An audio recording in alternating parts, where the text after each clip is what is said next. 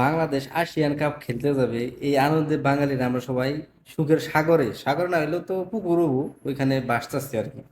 এদিক দিয়ে বাপ হবে, কিন্তু তারা একটা মিটিংই করে না যে খেলবো কি খেলবো না। আর মনে করেন যে আপনাকে আবেগের মধ্যে ওই যে এই জিনিসটা ঢেলে দিচ্ছে, না ওটা না পানি। না না, আমরা হ্যাঁ না না তো বলিনি, আমরা মিটিং এর সিদ্ধান্ত হবে, তারপর পর আমরা হ্যাঁ না না বলবো। কারণ আমাদের পুরোপুরি সিদ্ধান্তটা আসে নাই। পুরোপুরি সিদ্ধান্ত না আসা পর্যন্ত আপনাদেরকে আমরা অ্যাকুরেট তো আমরা কিছু বলতে পারতেছি না। আমরা যে কোনো সিদ্ধান্ত তো একটা ইসি মেম্বারদের সবাইকে নিয়েই নিতে হবে। এই সপ্তাহের মধ্যে হয়তো এটা মিটিং, তো ইসি মেম্বারের মিটিং তো থাকবে।